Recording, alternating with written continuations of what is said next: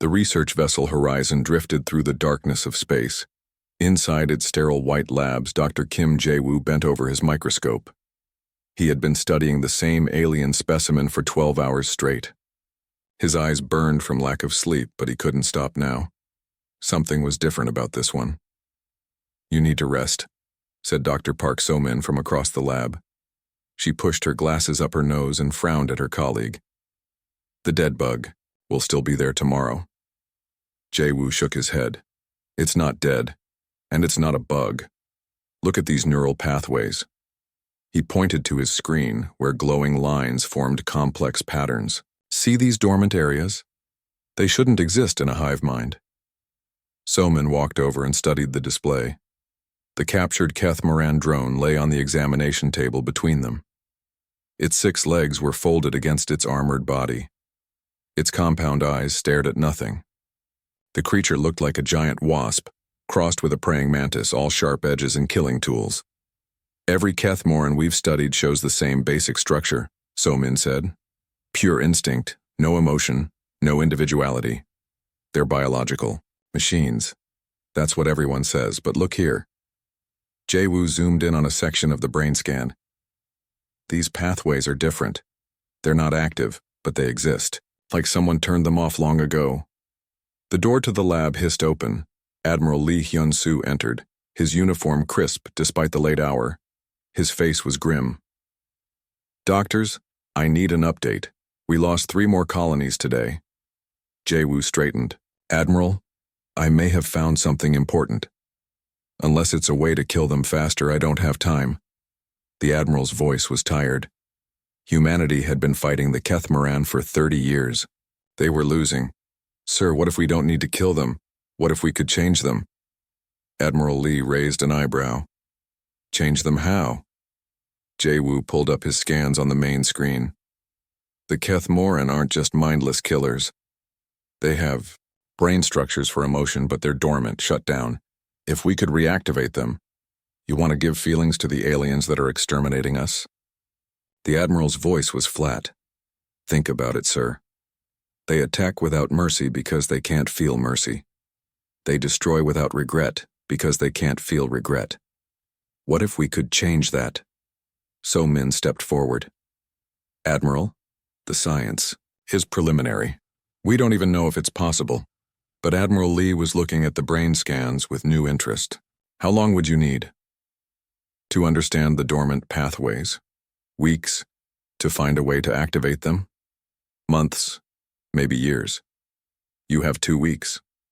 The Admiral turned to leave.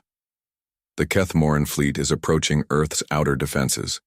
If you can't give me a weapon by then, we'll have to evacuate the home system." After the Admiral left, silence filled the lab. Outside the viewports, stars shimmered against the black. Somewhere out there, the Keth-Moran hives were moving closer. 2 weeks, So-min said quietly. "It's impossible." Jae-woo stared at the drone on his table. Its exoskeleton reflected the harsh lab lights. "We have to try." Over the next days, Jae-woo barely slept. He mapped every neural pathway in the drone's brain. He compared it to scans from other specimens. The pattern was always the same: complex emotional centers that had been shut down. So-min helped when she could, but she was skeptical. "Even if you're right, even if they once had emotions, so what? Evolution removed them for a reason. Or something else did." Jae-woo was running another scan when he noticed movement. The drone's antenna twitched. "Did you see that?" Muscle. Spasm. It happened sometimes with fresh specimens. But Jae-woo knew better. He'd given the drone a mild electrical stimulation to one of the dormant regions. The twitch was a response. Commander Kang Dae-hyun visited on the 5th day. He was Admiral Lee's right hand, a soldier who believed in strength over science. "This is a waste of resources," he said, looking at Jae-woo's equipment with disgust. "We should be building weapons, not playing with bug brains." "Commander, if this works, if. Kang cut him off. "I've seen too many soldiers die while scientists talk about if. You have 9 days left." "Then I'm shutting this down." That night, Jae-woo made a breakthrough. Using a combination of chemicals and Targeted electrical pulses. He managed to activate a tiny portion of the dormant pathways. The drone's antennae moved with purpose for the first time. Its compound eyes focused on him. "So Min, come look at this." She hurried over from her workstation. On the monitor, brain activity bloomed in regions that had been dark before. The drone was experiencing something new. "What did you do?" she whispered. "I found the key. These pathways aren't damaged. They're locked. And I figured out how to unlock them." The drone's legs scraped against the table. It was trying to move, but the restraints held it in place. Its eyes followed Jae-woo as he moved around the lab. "It's watching you," So-min said. "Really watching. With awareness." Jae-woo prepared another injection. "I'm going to activate more pathways. Record everything." The second injection caused a stronger reaction. The drone's whole body shuddered. Its mandibles clicked rapidly. Then it made a sound, not the usual mechanical chirping of Kethmoran communication, but something else. Something that sounded almost like distress. "Stop," So-min said suddenly. "Look at its eyes." The compound eyes had changed. Instead of the blank, predatory stare of a Hive drone, there was something else there. Confusion. Fear. The creature was afraid. "My God," Jae-woo breathed. "It's working." Over the next 3 days, he refined the process. Each treatment activated more emotional pathways.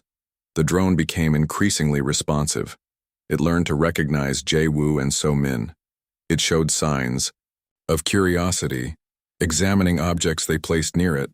Then came the real test. Jae-woo displayed footage of a Kethmoran attack on a human colony. The destruction was total. Cities burned, people fleeing in terror, Hive ships consuming everything. The drone's reaction was immediate. It began thrashing against its restraints. The sound it made was no longer mechanical, but filled with something that could only be described as anguish. "It understands," So-min said in amazement. "It sees what its kind has done, and it understands." Jae-woo checked the neural monitor. The emotional centers were fully active now. The drone wasn't just seeing the destruction, it was feeling it. Guilt, remorse, horror at its own species' actions. Admiral Lee arrived on day 13.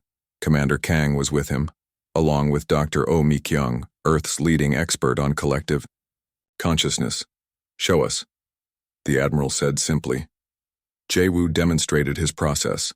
The drone, which he'd started thinking of as a patient rather than a specimen, responded to commands. It showed recognition, memory, and most importantly, emotion. "This is remarkable," Dr. O said. "But it's just one drone. The Hive mind controls billions." "That's the beautiful part," Jae-woo explained. "The Hive mind is a network. What affects one can affect all. If we can introduce this change into the network itself, we could rewire the entire species." Dr. O finished. Her eyes were bright with possibility. Commander Kang remained skeptical.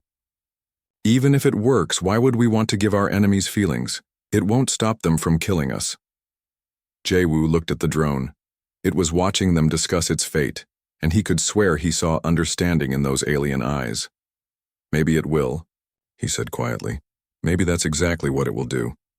Dr. Kim Jae-woo stared at the equations on his screen. 3 days had passed since the Admiral's visit. 3 days to figure out how to scale his discovery from one drone to billions. "The coffee machine is broken again," So-min announced as she entered the lab. She carried 2 cups from the cafeteria instead. "I got you the terrible instant kind." Jae-woo accepted the cup gratefully. He hadn't left the lab in 48 hours. The drone, which So-min had started calling Echo, watched them from its containment unit. Its emotional responses grew stronger each day. "Any progress?" So-min asked. "Dr. O sent me her research on Hive mind networks. The Kethmoran share everything, thoughts, instincts, commands. If we can introduce our neural changes into that network, it would spread like a virus." So-min sat down at her workstation. "But how do we get it into the network? Echo is isolated here." That was the problem. The drone's connection to the Hive had been severed when they captured it. They needed a way to reconnect it without losing control of the process. Dr. Choi Yoon-jung arrived that afternoon. She was a small woman with sharp eyes and steady hands, famous for her work in neurotechnology. Admiral Lee had assigned her to the project. "Show me everything," she said without preamble. Jae-woo walked her through his research. Echo demonstrated its new emotional range: curiosity when shown new objects, distress at violent images, something like pleasure when given certain stimuli.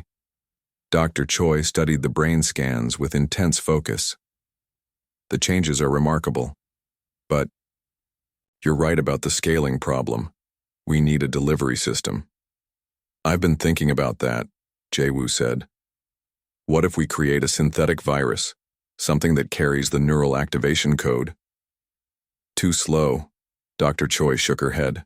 "Biological viruses take time to spread. We need something faster." She pulled up a holographic display of her own. "I've been working on neural interface technology, direct brain-to-brain communication. What if we create a signal that can transmit your activation patterns?" So-min looked skeptical. "The Kethmaran Hive network is incredibly complex. We can't just broadcast a signal and hope it works." "No, but we can be precise." Dr. Choi's fingers danced over her controls. "We create a focused transmission that mimics their own network signals. It would carry the activation code directly into their shared consciousness." Commander Kang interrupted their planning session that evening. He brought news from the front lines. 3 more systems have fallen. The Kethmoran fleet will reach Earth's outer defenses in 5 days. "We need more time," Jae-woo pleaded. "Time is what we don't have." Kang's face was stone. "The Admiral is preparing for full evacuation. If your miracle cure isn't ready by, then we're abandoning Earth." After Kang left, the 3 scientists worked with desperate energy. They combined Jae-woo's neural activation process with Dr. Choi's transmission technology. The result was a complex signal pattern that could, in theory, awaken emotions across the entire Hive network. "In theory," So-min repeated when they reviewed the plan. "We have no way to test it without access to the actual Hive." "Then we need to get access," Jae-woo said. Dr. Choi pulled up tactical displays. "The nearest Hive ship is 2 days from here. If we can get close enough to transmit—" "That's suicide," So-min protested. "Hive ships destroy anything that approaches." "Not if we're careful." Jae-woo was already thinking through the logistics. "We just need to get within transmission range. A small shuttle, minimal weapons, quick insertion." Echo made a sound from its containment unit. They all turned to look. The drone was pressing against the transparent wall. Its antennae pointed toward the tactical display. Its compound eyes showed what Jae-woo could only interpret as understanding. "It knows," he said quietly. "It understands what we're trying to do." Dr. Choi moved closer to the containment unit. "Can it help us? Does it retain any knowledge of high frequencies, access codes?" Jae-woo had been wondering the same thing. They'd focused on awakening emotions, but Echo's memories remained intact. If it could share information about the Hive network. They spent the next day developing a communication system. Echo learned to use simple controls to display patterns on a screen. Slowly, it began sharing information, frequency patterns, signal structures, the digital DNA of the hive mind. "This is incredible," Dr. Choi breathed. "It's giving us a blueprint of their entire network." Lieutenant Yoon Ji-hwan arrived on day 4. He was young for his rank, with steady hands and fearless eyes. Admiral Lee had chosen him to pilot their mission. "I understand you need someone to fly you into a hive ship's kill zone," he said with a slight smile. "Sounds like fun." Jae-woo explained the plan while Ji-hwan studied the tactical data. They would use a stealth shuttle to approach the nearest hive ship. Once in range, they would transmit the activation signal directly into the hive network. "What happens then?" Ji-hwan asked. "Honestly, we don't know. Best case, emotions awaken across the entire hive. Worst case, we die for nothing." Ji-hwan nodded. "I've faced worse odds." The night before the mission, Jae-woo sat with Echo.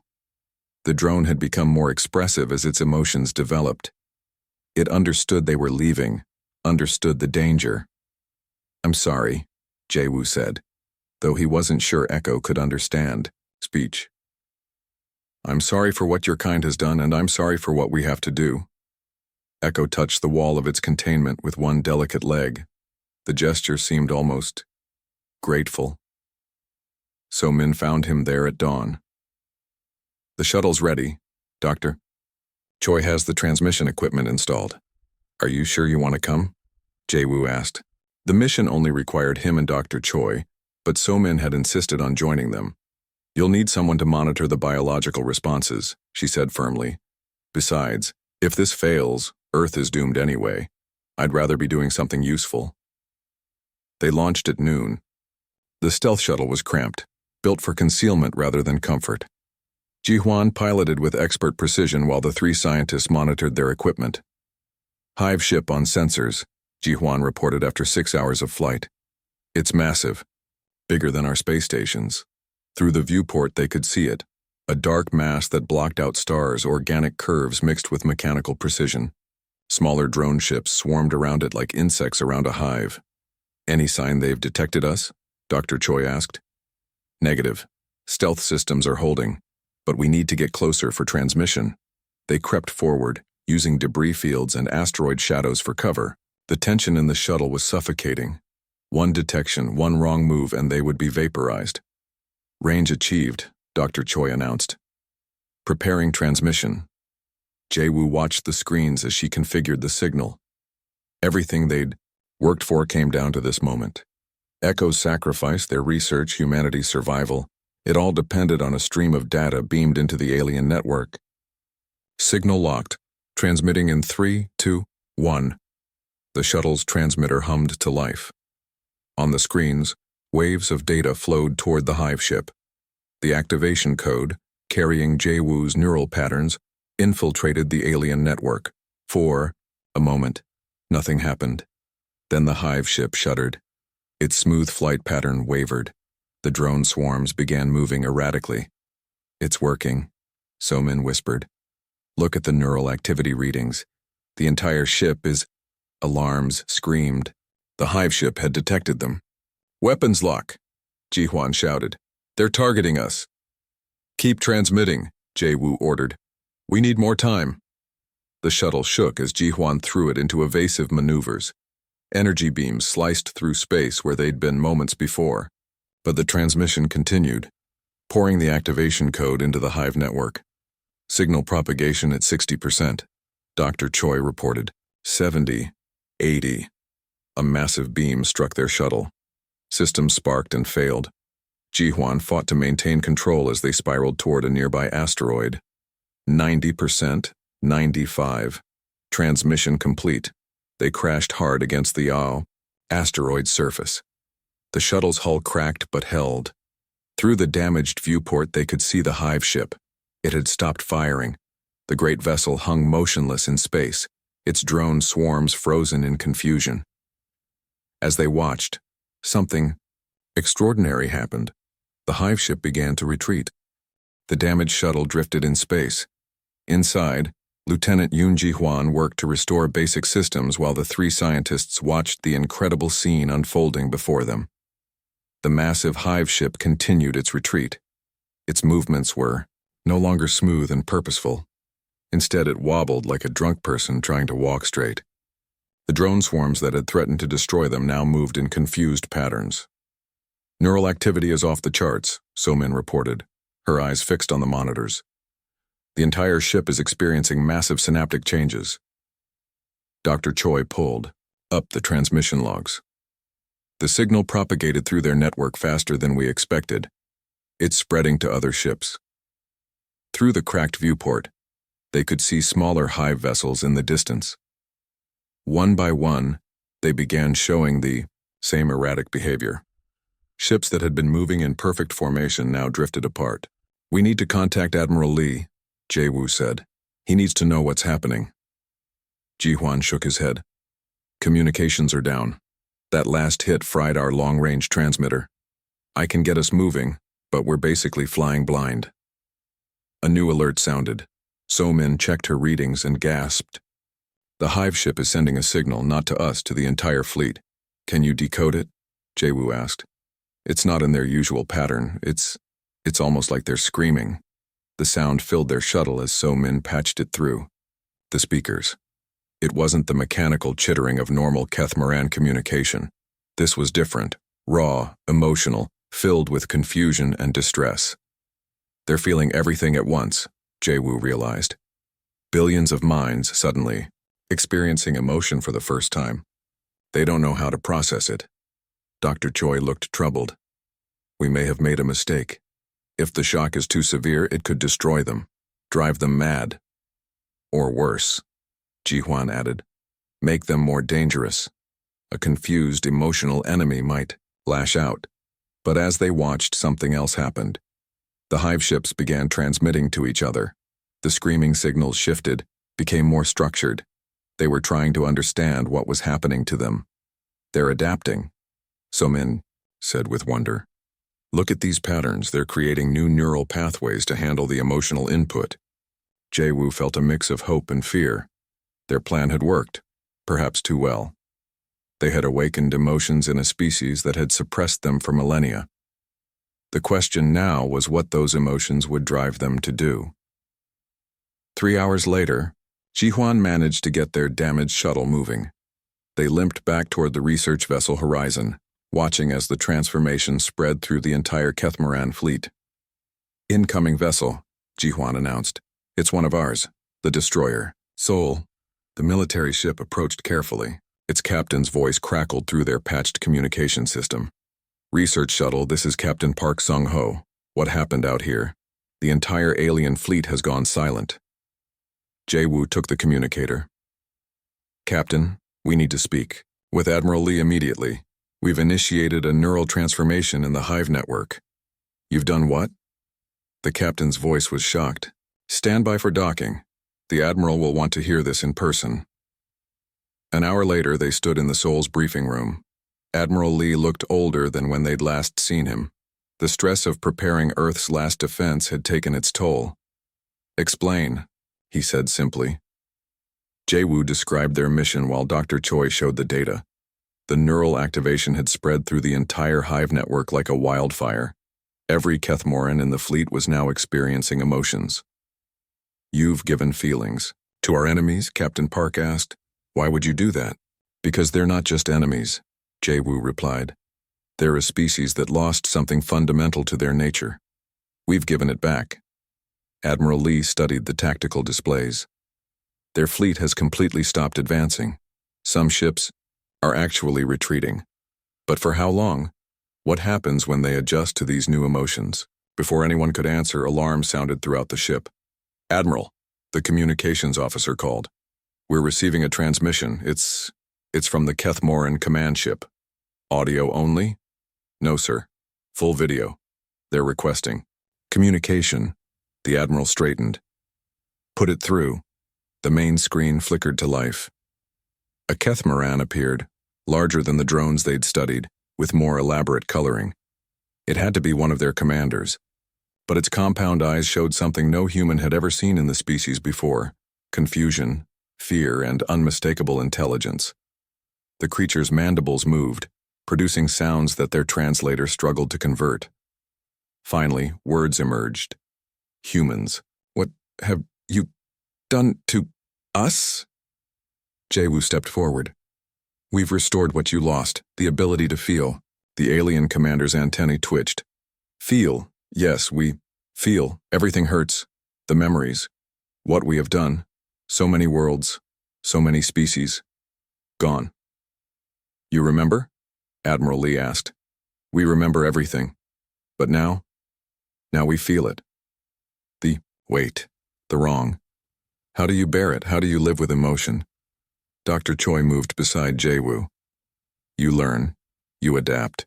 Emotions aren't just pain, they're also joy, love, hope. Hope. The commander seemed to taste the word. We felt that once. Long ago.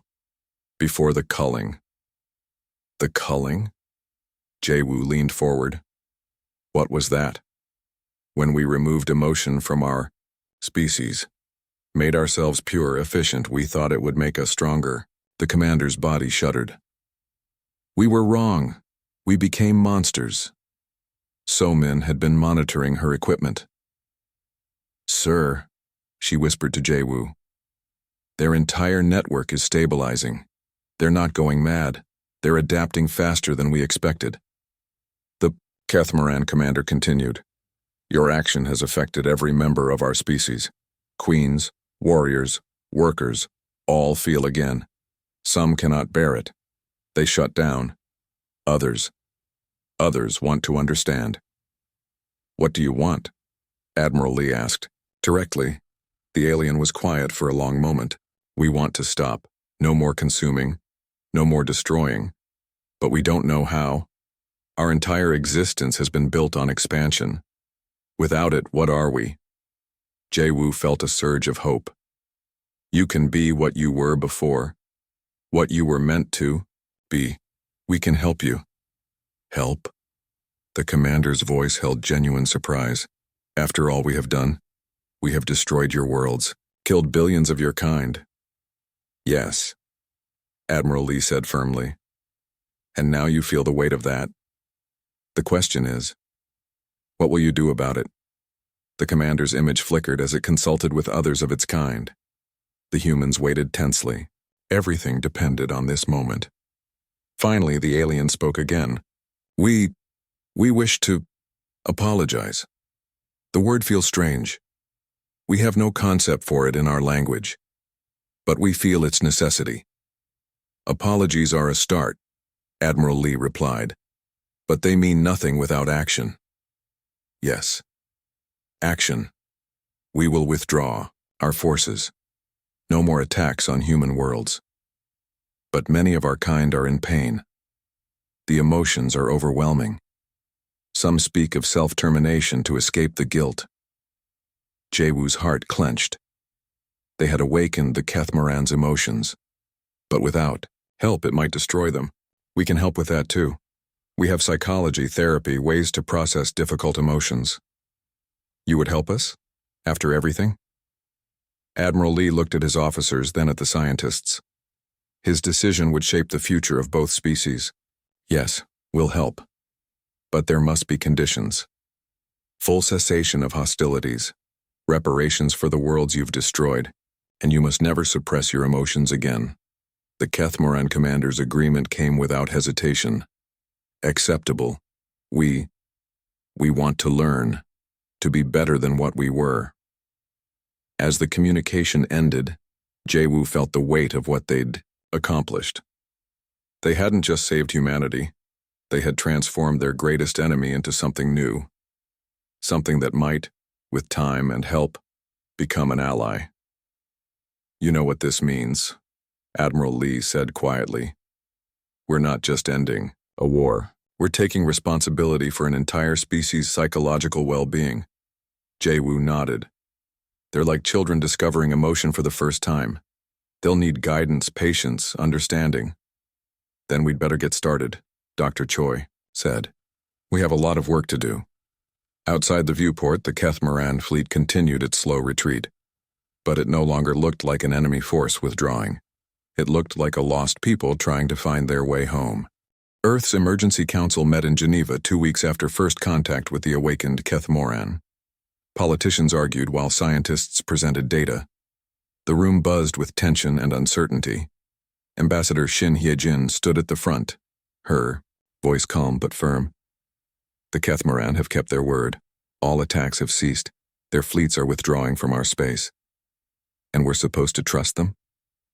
General Ross from the American delegation slammed his fist on the table. They've killed billions, destroyed entire worlds. Now they say sorry and we forgive? Dr. Kim Jae-woo watched from the scientists section. Beside him sat Dr. Park So-min and Dr. Choi Yoon-jung. They had been called to explain their actions and the current situation. It's not about forgiveness, Ambassador Shin replied. It's about survival. For both species. The large screen showed footage from the Catamaran quarantine zone. Massive, Hive ships floated motionless in space. Many had powered down non-essential systems. Reports indicated that thousands of Kethmoran had entered states similar to human depression. "They're suffering," Jae-woo said when called to speak. "Imagine suddenly feeling guilt for every wrong thing your entire species has done. The weight is crushing them." "Good," someone muttered from the back. Several delegates nodded agreement.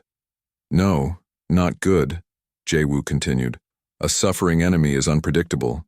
They need help, or this situation could become worse than before." Dr. Oh Mi-kyung joined him at the podium. The consciousness expert had been studying the transformed hive mind. The Kethmoran are experiencing what we call emotional overflow. Their neural networks weren't designed to handle individual feelings. They're drowning in sensation. She pulled up brain scans comparing human and Kethmoran neural activity. "Look at these patterns.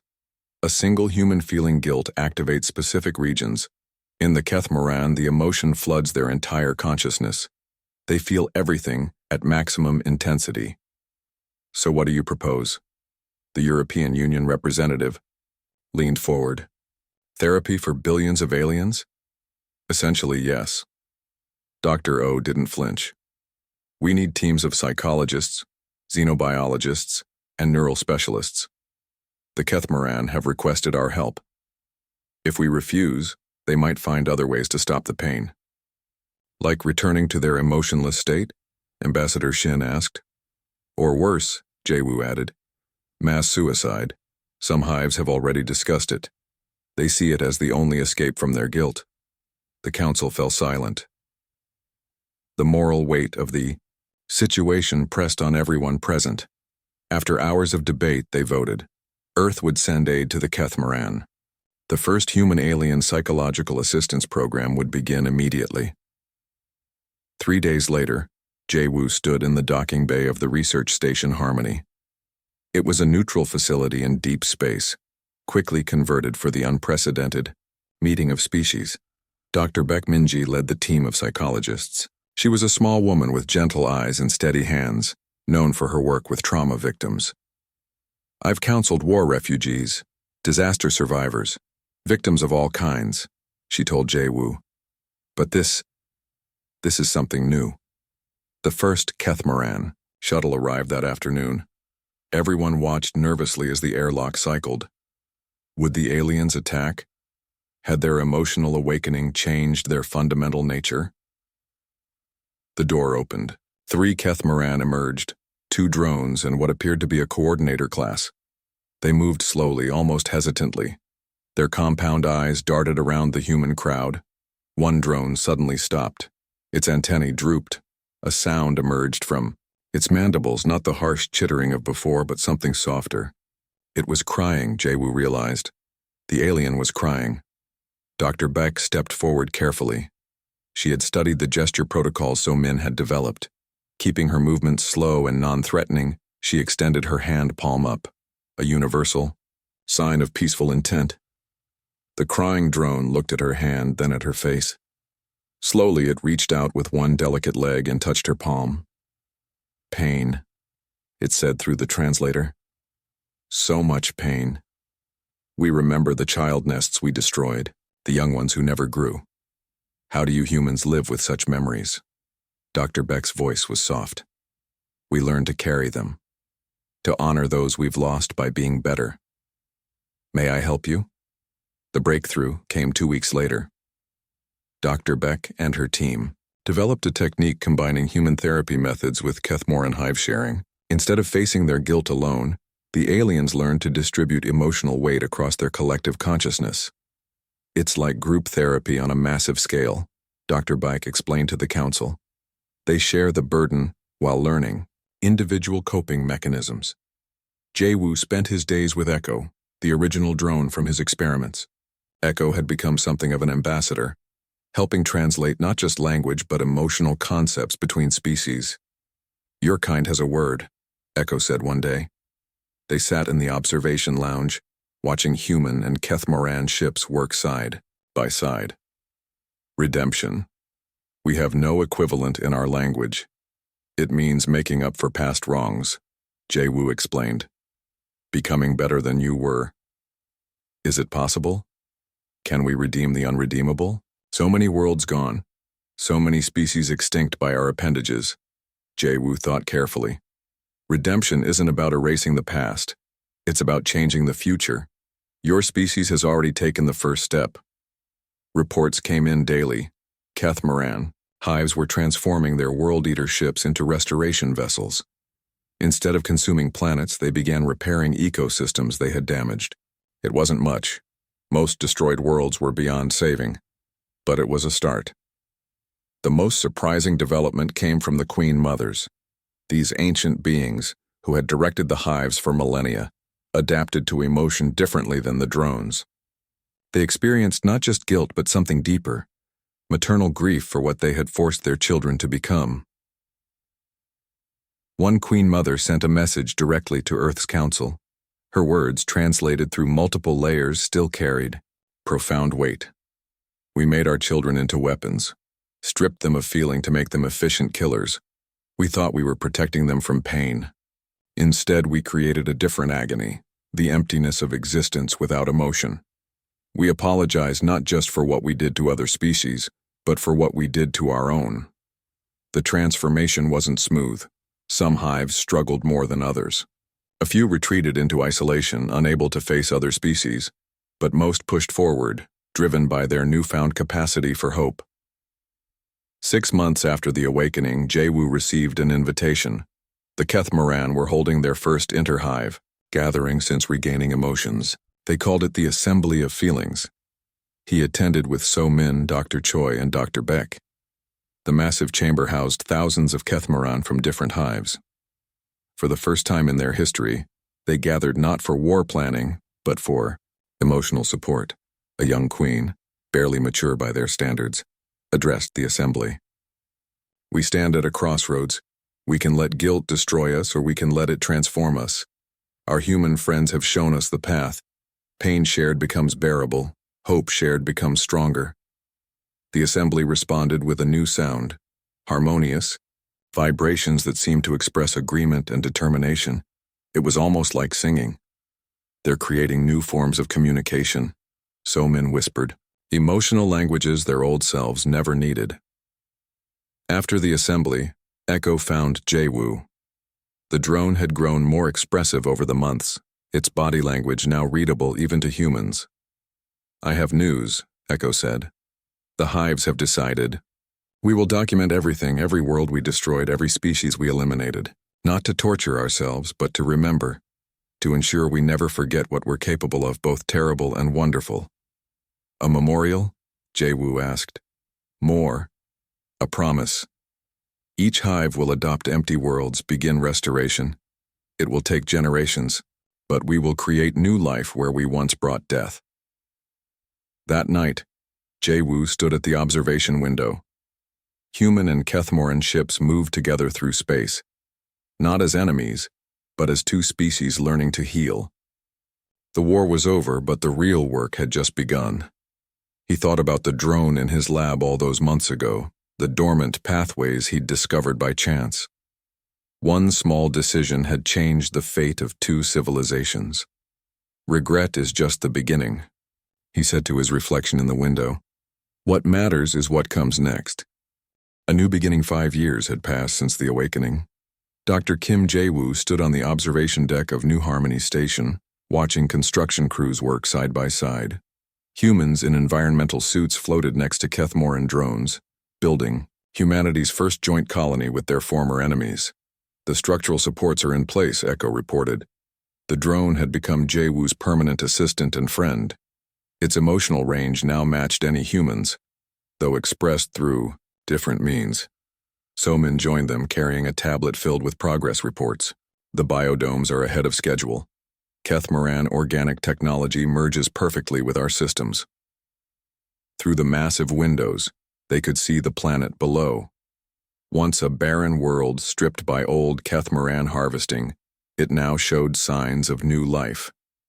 Green patches spread across continents where restoration efforts succeeded. Ambassador Shin wants to see you, So-min added. The ceremony starts in 2 hours. Jae-woo nodded. Today marked the official opening of Hope Colony, the first settlement, shared equally by both species. It was more than a colony. It was a symbol of what they could achieve together. In the ambassador's office, Shin Hye-jin looked tired but satisfied. 5 years of negotiations, treaties, and cultural exchanges had worn on her, but her eyes still held determination. "The Queen Mothers have arrived," she told Jae-woo. "All 12 of them. It's the first time they've gathered physically since the awakening." "Are they still struggling?" Jae-woo asked. "Some days are harder than others. But Dr. Beck's programs have helped enormously. The queens channel their maternal instincts into nurturing rather than controlling. They've become guardians of both species." A chime announced another visitor. Dr. Beck Minji entered, accompanied by a young Kethmoran. This one was different, smaller than most drones with brighter coloring. "This is Spark," Dr. Beck introduced. "The first Kethmoran born after the awakening." Jae-woo studied the young alien with fascination. Spark moved with a lightness older Kethmoran lacked. Its compound eyes held curiosity rather than the deep sadness carried by those who remembered the old ways. "Hello, Dr. Kim," Spark said. Its translator voice sounded younger, more musical. "Mother Echo tells stories about you. You gave us feelings." "I just restored what was already there," Jae-woo replied. "Your species did the hard work of learning to live with them." "I want to be a healer like Dr. Beck," Spark announced, "to help others feel better. Is that a good dream?" Dr. Beck smiled. "It's a wonderful dream. We need more healers in both our species." The ceremony took place in the colony's central plaza. Humans and Kethmoran mingled freely now, though some still showed nervousness around each other. Old fears died slowly. Admiral Lee Hyun-soo, now retired from military service, gave the opening speech. 5 years ago, we faced extinction. Both our species were on paths of destruction. Today, we build together. The 12 Queen Mothers arranged themselves in a circle around the plaza. Each stood 3 times taller than the humans, their ancient forms both beautiful and imposing. When they spoke, their voices harmonized into something like music. "We gather not as conquerors, but as gardeners," the eldest queen began. "Once we consumed worlds. Now we nurture them. Once we suppressed feeling. Now we embrace it." Dr. Choi, Yoonjung presented the colony's centerpiece, a monument created jointly by both species. It rose from the plaza's heart, part human architecture, part Kethmoran organic design.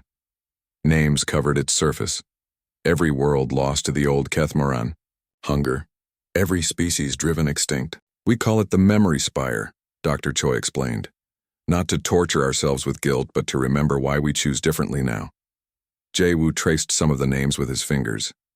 So many lost worlds. So many vanished species.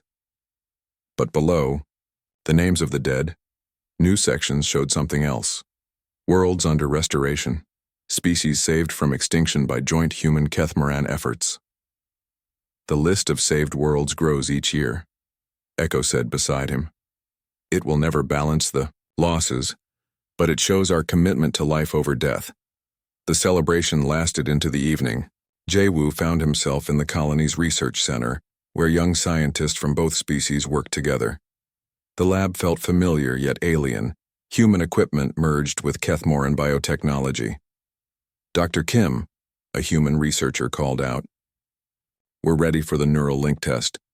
Jae-woo watched as a human volunteer and a Kethmoran drone sat facing each other. Delicate equipment connected their minds in a limited fashion, not the overwhelming totality of the hive mind, but a gentle sharing of emotion and thought.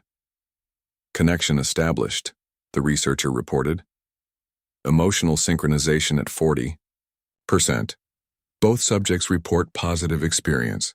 It was another breakthrough. If humans and Kethmoran could share consciousness safely, understanding between species would leap forward. Later, Jae-woo sat with Echo in the colony's garden dome. Earth plants grew beside Kethmoran flora, creating an ecosystem neither world had seen before. "Do you ever regret it?" Echo asked. "Changing us so completely?" Jae-woo considered carefully. Do you regret having emotions? Never. Even the pain serves purpose. It teaches us empathy. But sometimes I wonder who we might have become naturally without the emotional suppression. Maybe this is who you were meant to be, Jae-woo suggested. Sometimes the longest path leads us home. A message alert interrupted their conversation. Lieutenant Yoon Ji-hwan's face appeared on Jae-woo's communicator. The pilot who had risked everything to deliver their neural activation now commanded humanity's first mixed-species exploration vessel. Doctor, we found something you need to see. We're investigating the Kethmoran origin world and we discovered archives. Pre-culling archives. Jae-woo's heart raced. Information from before the Kethmoran removed their emotions could answer so many questions.